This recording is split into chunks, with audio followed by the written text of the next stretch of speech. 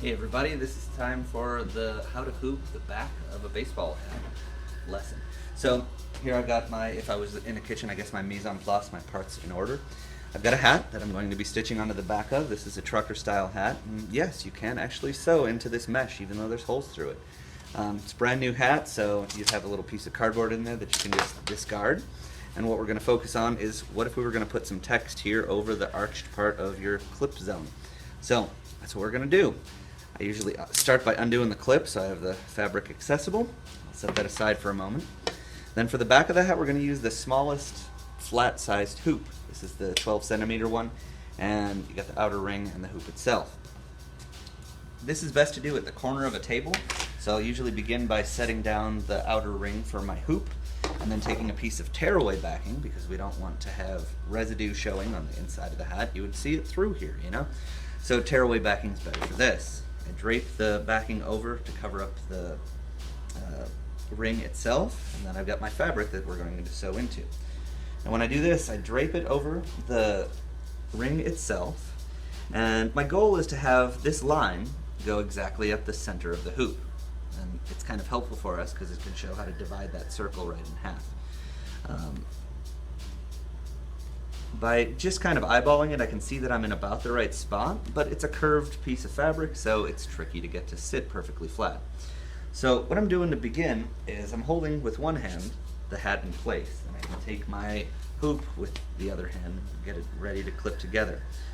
It is important that you have the hoop positioned in a way that we'll be able to clip it on the machine, because if those little open squares like here were reversed and upside down, it won't clip onto the machine properly. So we want to make sure that the clips for the bottom of the hat are down here toward like the button at the center. That way we can snap this on, because the hat won't fit onto the machine the other way. Alright, so I've lined it up. I can see that the little line of the seam is going up the center of my circle, which is good. And then I can kind of try to press down here and make sure these things clamp together.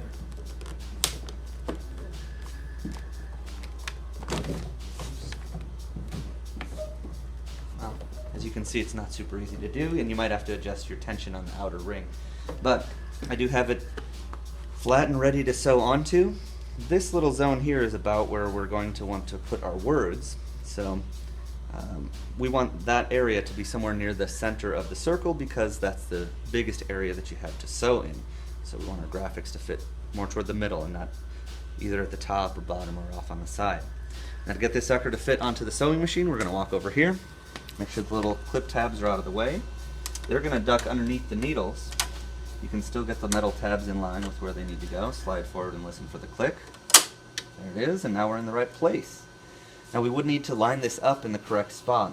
We usually do our alignment and tracing with needle 1, because it's easier to tell which one is the one you're actually using. So at the moment I'm not on needle 1, and if you focus your attention there on the screen, we can see we were currently using needle 3. If I were to push needle 3 down, maybe I can see whether it's centered or not, but I prefer to do all my aligning and tracing using needle 1. So to switch that, over here on the control panel, we're going to say color change until we see the number 1 up above. Once we do, we can say set, so that it will shift over the needle casing, and when I click it will. Now we are currently using needle 1, and if I press that down, we can see where it is aligned. So currently this is not very well centered.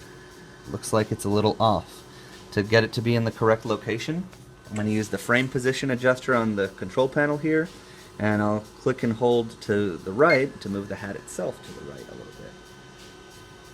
When it looks like it is in about the right spot, maybe about there, I can then hit trace and watch where the graphic is going to go, which we will do on a different demonstration.